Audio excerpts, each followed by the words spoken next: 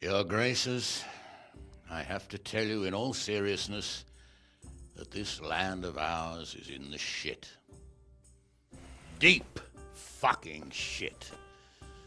Don't you agree? I might not have put it as eloquently as you, Hanush, but I've been driven out of my own castle, so I'm hardly going to disagree. Indeed. But Birkstein is yours for as long as you need it.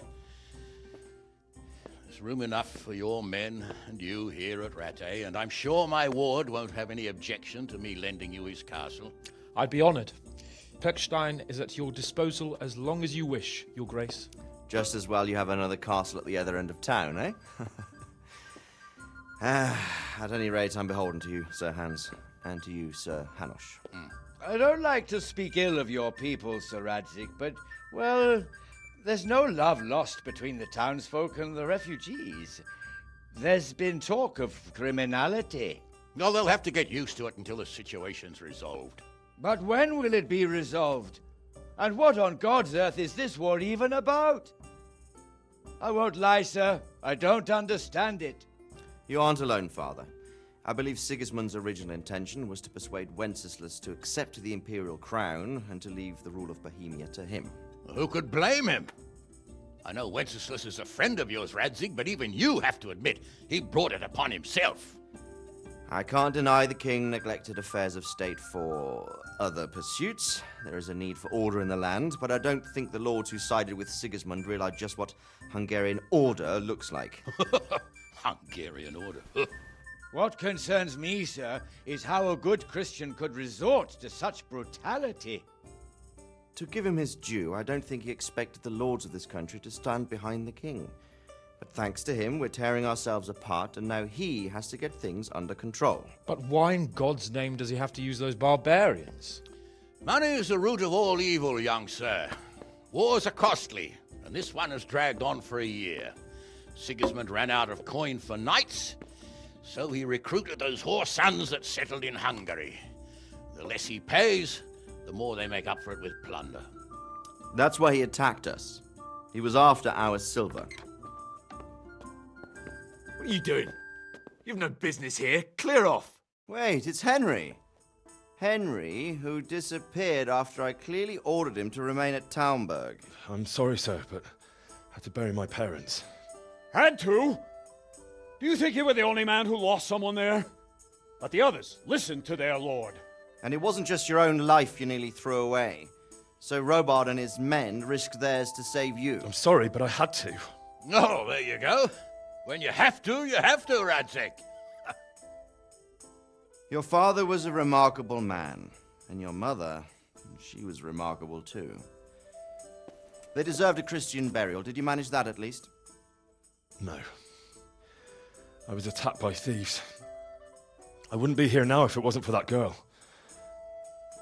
Girl? The miller's daughter, Teresa. The miller's daughter saved you from the footpads? Oh, there's a tale to tell your children. I owe her my life. She distracted them and then brought me to Rattay. But without Sir Robard, we'd both be dead. Oh, that's what I call a good woman. Hang on to that one, lad.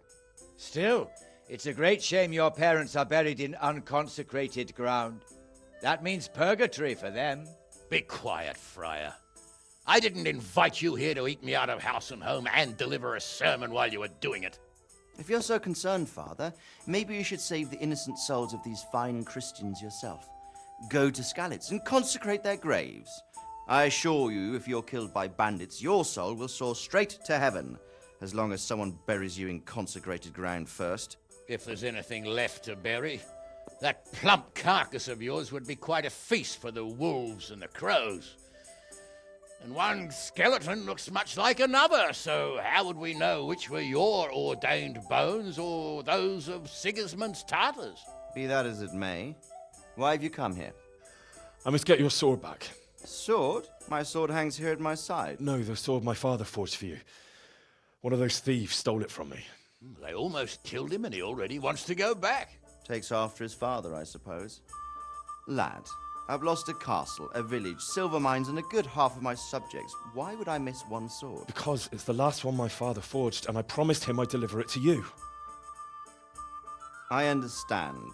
I'd feel the same way. But prudence is the better part of valor, and a dead man keeps no promises. Aye. A woman had to save his fat from the fire, and now he wants revenge. What kind of fool are you, boy? He's no fool. Henry, you have courage, but you need training, arms, a horse. Or do you mean to beat this thief at dice? No, sir. Please, take me into your service and give me the chance to learn these things. The gall of him. Fled from the enemy, disobeyed your orders, duped Sir Divish, lost your sword, put Sir Robard in danger with his actions, and now he wants a promotion. Sir Capon's right. What you say is certainly true, except for fleeing the enemy. You would have run as well, believe me.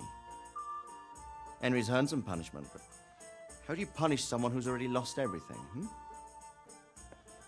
Courage and blind obedience are good qualities for a soldier, but a wise man also appreciates loyalty, perseverance, and determination.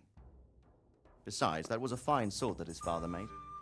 If he thinks he can get it back, I won't turn it down. My lord, he's a peasant. You can't make a squire of a peasant. Why not? Someone made a priest of a pig. He isn't a peasant, father, he's a blacksmith, and recent events have left me in need of his skills. So, you'd like to enter my service? Sir, Yes, I would. You won't regret it. Oh, I probably will. I'm doing this for your father, lad. Don't it disappoint me. Oh, fortune has finally smiled on you today, lad. Make the most of it. Now that I think about it, Sir Hanush, the boy needs training and experience, and you need spear carriers. That's true. The bailiff is always complaining about your people making trouble in the camp.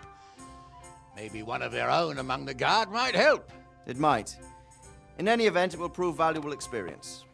But let's be clear, you're the one paying him. Captain Bernard, see to his training, and then send him to the bailiff. Yes, sir. And don't spare him. You can rely on it, sir. Don't forget, Henry. Don't disappoint me. I won't, my lord.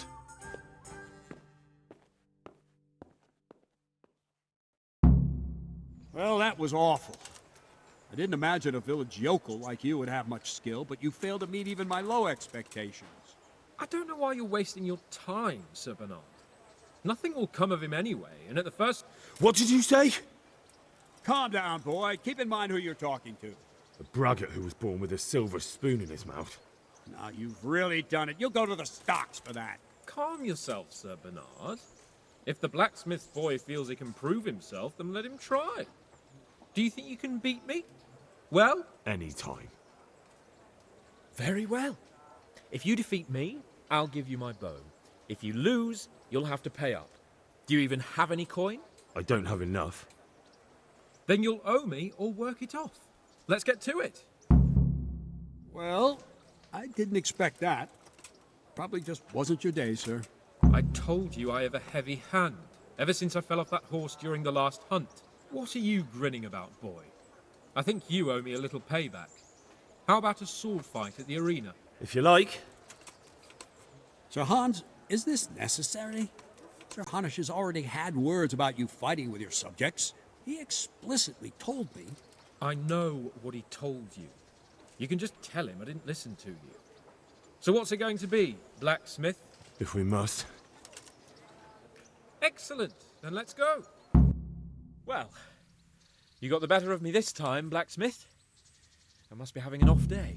Are you all right, sir? Don't worry your mangy head about me, peasant. We'll see each other again soon enough. You can keep my bow. His best years are behind it anyway. You better hope his lordship hasn't taken it badly. He shouldn't have challenged me. Careful.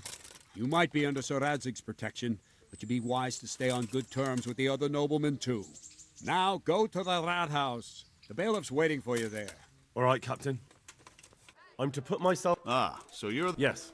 Very well. Sir Radzig asked me to test you a little, and as it happens, you've come at the right time. We've a few disputes to settle. It seems some of your former neighbors have been acting quite inappropriately. I was hoping having one of their own on the town watch might help sort things out.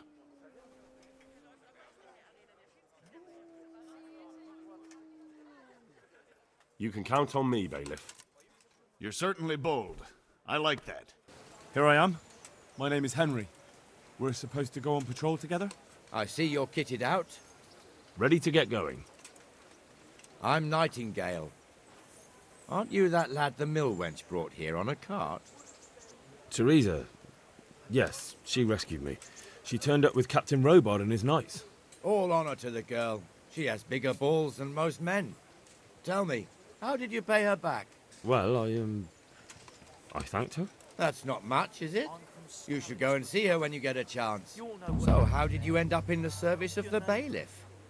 I don't want to be kicking around in the dirt while other men do honest work. You're an eager one, aren't you? Come with me, Henry. We'll patrol the town and then check on the taverns to make sure they lock up in the evening. I'm ready. Don't forget, I'm supposed to try you out and, with the help of God, teach you something. So I expect you to deal with any misconduct yourself. I'll make sure you don't do anything too stupid. Let's go. What are you two screeching about? Stop making such a ruckus. About time you turned up. This filthy beggar thinks. My name is Jane. No one cares what your name is. This filthy beggar thinks she can come and stink in front of my shop. I want you to get rid of her. What's the problem here? This is my shop, and I won't have beggars sitting on my doorstep. Let her go and squat in the square. She won't be in anyone's way there, and there's plenty of folk to beg from. Must you sit here, of all places? Yes, I do. Why? Folk drive me away wherever I sit. I can't keep walking all day and night. I think you ought to leave the poor woman be. Ha, ha, ha, ha. Why should I? Are you sure everything in your business is in order, Master Armourer? What are you trying to say? Just checking whether you're aware of the town ordinance saying the furnace of the forge must be at least 2 ells away from the nearest wooden building. Of course I know. So I can go to the rat house for the measure and check it. You know fire hazards are taken very seriously here. No need. I wouldn't want to put you to any trouble. Well, you can save me a lot of trouble by ending this little disagreement here reasonably. All right. I'll let her stay. Ah, that didn't hurt, did it? Thank you. Thank you 100-fold. You're welcome. Just stay clear of trouble in future, understood? Of course. Thank you. And the canon of St. Wenceslas in Olomouc was so drunk, he dragged the pig to the market square, saddled it up, and rode it out of the town gate. No, we could see that this wasn't going to end well. So Sir Peter and I rode off to look for the good canon on his pig. Did you find him? We tracked the filthy beast down to a sty beyond Cronau. I mean, the beast with a tonsure on its head. We never found the real pig, but the Reverend was sound asleep in the pigsty. Birds of a feather stick together. It seems the same goes for pigs and prelates. I toast, gentlemen, to pigs and prelates. God save their bacon. Sir Hans, forgive my intrusion, but I need... Oh, but what? You want to join us? Want to buy us around? I'm afraid we don't drink with peasants. You're not in your village now, boy. No, sir. Curfew's been rung. The alehouse is closing. Nothing closes while I'm sitting here. If that's all, you're dismissed. Are you out of your mind, lad? You can't cross his lordship. He's got a temper like a bear with gut ache. If I was you, I'd get lost before he shows it. The bailiff instructed me to close the tavern at the proper hour. He doesn't want anyone disturbing the peace after curfew. The bailiff? The bailiff can kiss my arse. I trust you haven't forgotten who's the rightful lord of Rattay. No, it's Sir Hannes. Oh, is he here? What, is he hiding under the table, maybe? No! Then what he wants isn't worth a fart in a bathhouse. And besides, he's only in charge till I grow up. Which clearly hasn't happened yet. Enough! You can't talk to me like that. I'm a nobleman. Come now, sirs. You're not going to fight here, are you? We most definitely are. This yokel needs to be taught his place.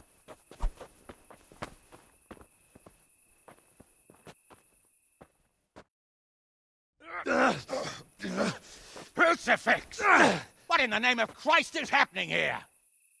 Well, answer me, damn you! This peasant insulted me. I had to teach him a lesson. By rolling around in the mud like a hog? That's a fine example of noble conduct. Sir Hannes, the bailiff ordered me Silence! You shut your mouth and thank your lucky stars that you are Radzig's ward. Have you gone out of your mind? Raising your hand to a nobleman? And you, Hans, how many times have I told you that drinking with your subjects might be good for their morale, but it's bad for your honor? You spend all your days drinking and chasing wenches, which wouldn't matter if you paid any attention at all to your duties. And now we see what that leads to. Tomorrow, you will go with me to a hearing. Some landowners have asked me to settle a dispute. It'll be an excellent lesson for you. I had planned to go hunting, but if you think listening to the pointless gripes of a bunch of old fools will benefit me, so be it. Oh, hunting. Well then, Your Grace, I'll tell you what. You can go hunting. Really? Oh, naturally. Who am I to deprive the young Lord Capon of his sport? And you can take Henry here as your page. Him? Absolutely not. You'll do as I've commanded. It's time you learned how to lead people, and not just in drinking and brawling. Now get out of my sight. Sir, I have responsibilities to the bailiff. Not anymore. Your responsibilities now are the Lord Capon. It's time you learned how to behave in the presence of nobility. Let's go. Tell the kitchen I'm hungry. It's been a long journey.